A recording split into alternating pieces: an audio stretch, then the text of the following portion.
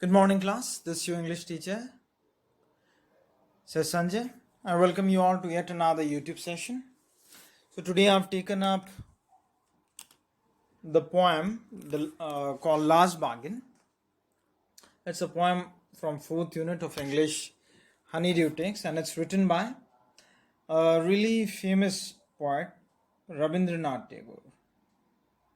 I hope everyone knows who Rabindranath Tagore is. He's the first Nobel laureate of India. Means he was bestowed Nobel Prize for his exceptional work for writing Gitanjali.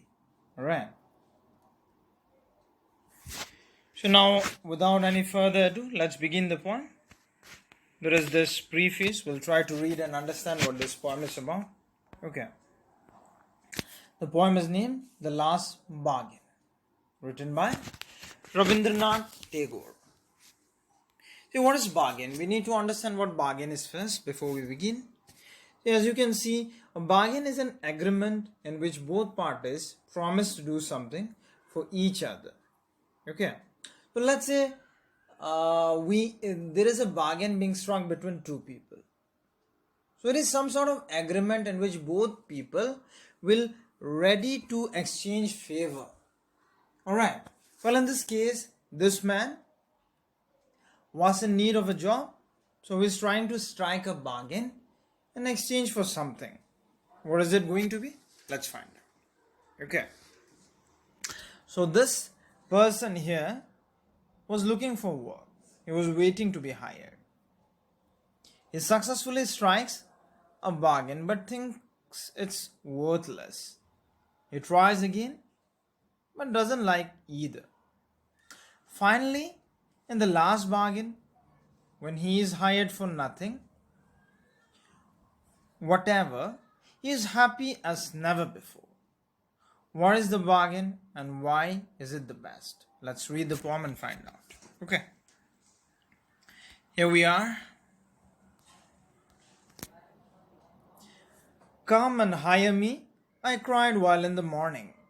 I was walking on the stone-paved road. Sword in hand, the king came in his chariot.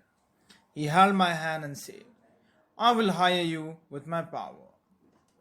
But his power counted for naught, and he went away in his chariot.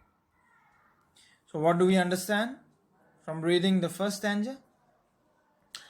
The person was in need to get some sort of a job. So, as he gets out in the morning to strike some sort of deal, he cries, come and hire me, as if to attract some sort of attention. Alright. He was walking on the stone paved road, a road filled with stone. Alright.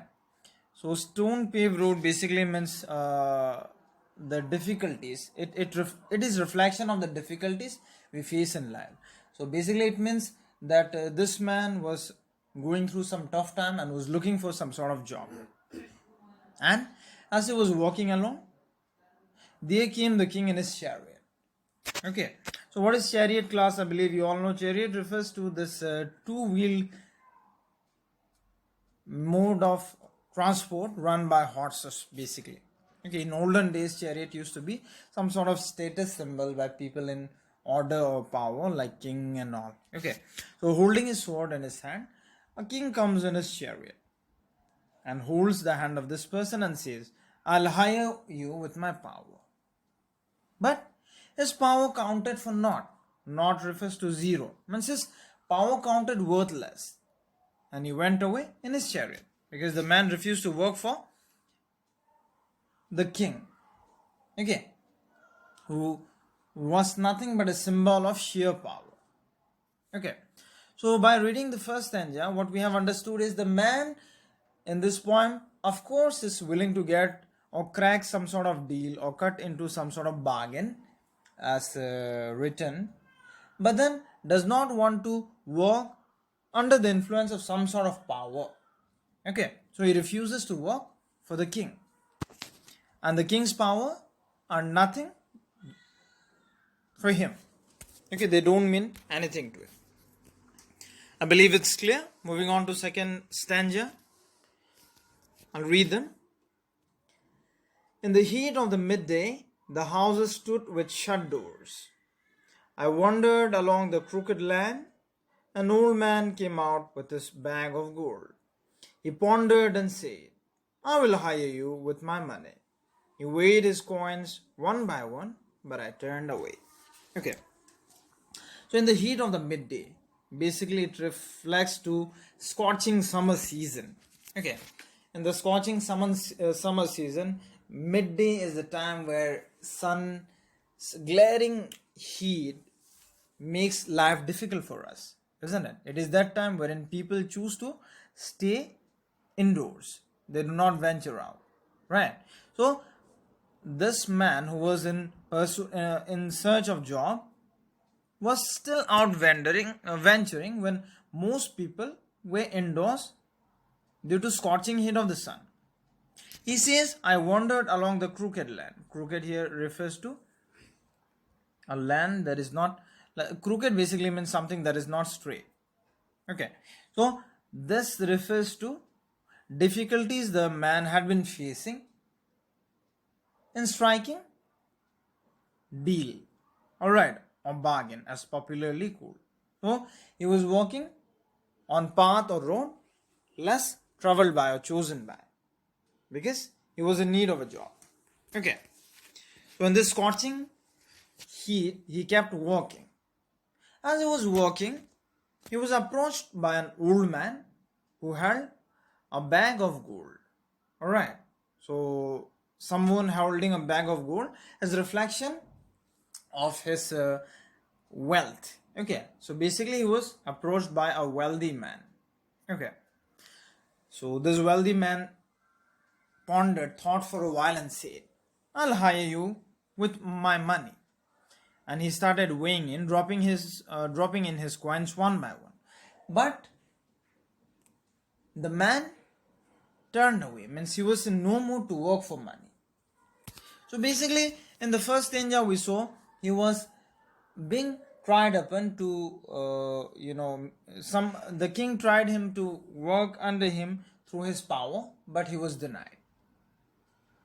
And then in the second stanza, the struggle of this man who went out in the morning with hope to find some sort of job or cut a strike was let down as he met a wealthy man who tried to weigh in his wealth and buy his work in mere exchange of wealth. That means he also is not merely looking to work in exchange of money, right?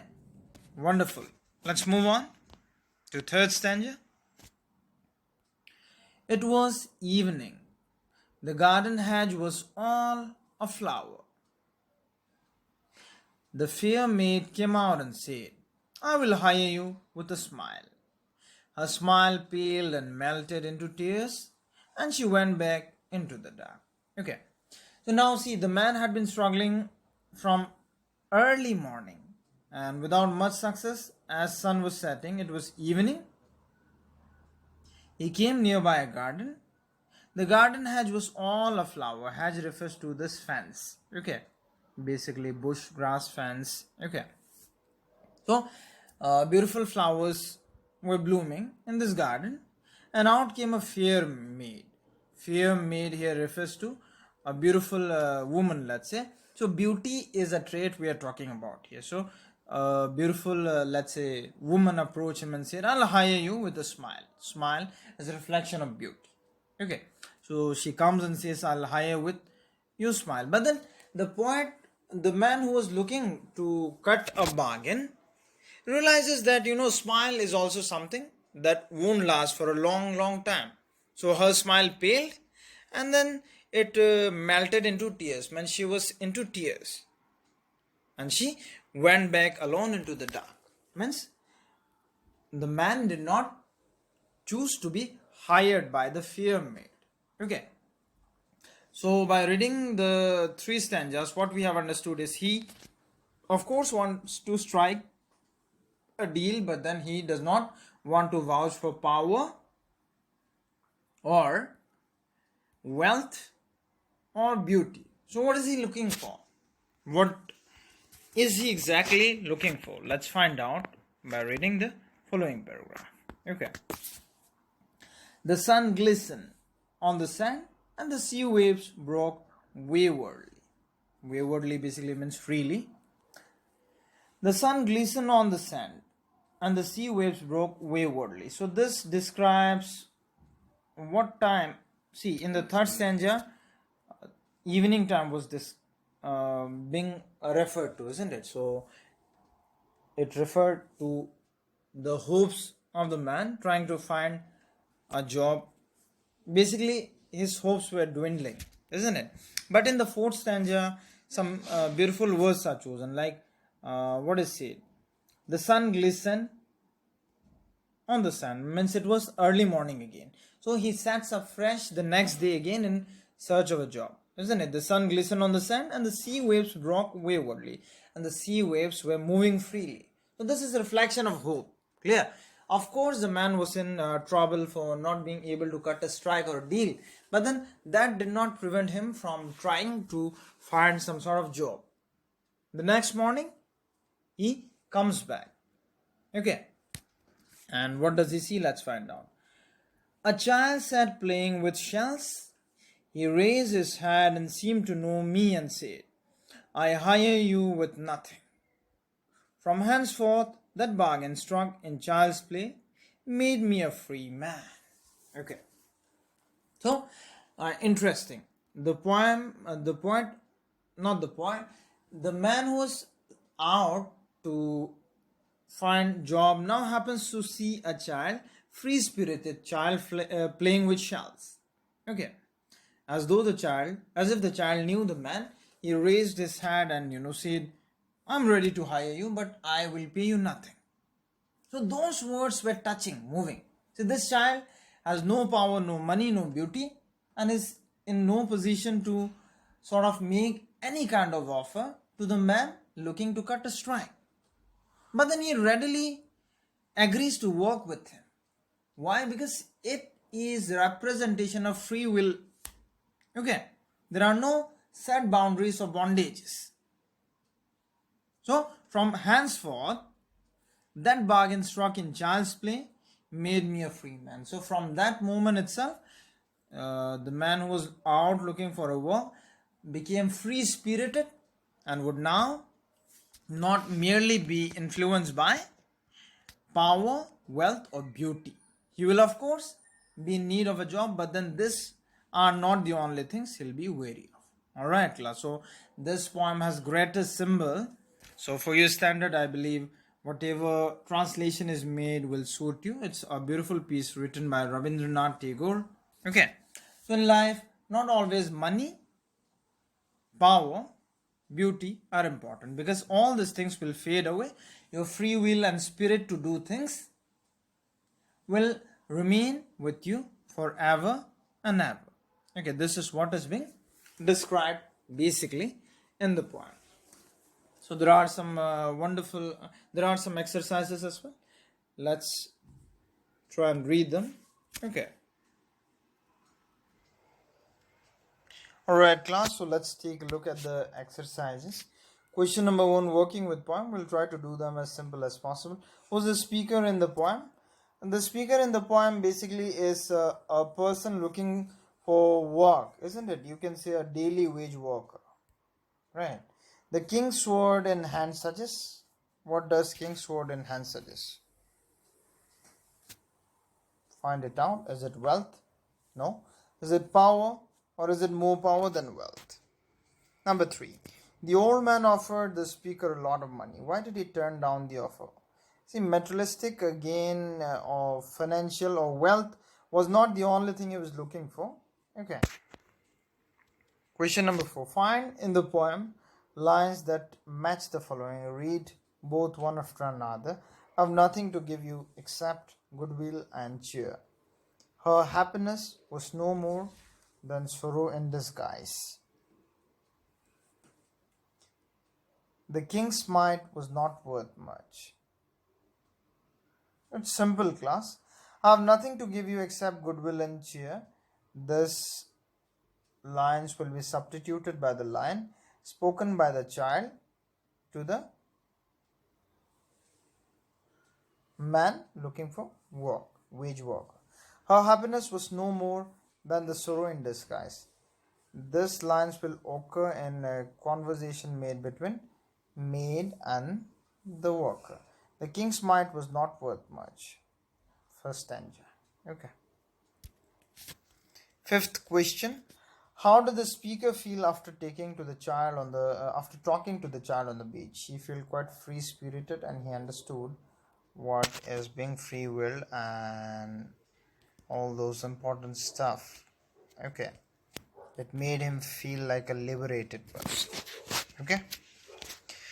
So this is the conclusion of the poem class. At home, on your own, what you can do is you can try and present short summary of this poem so that things are easy for you all. Okay. Otherwise, you will have it tough. Okay. So what basically we have understand in the poem Last Bargain is,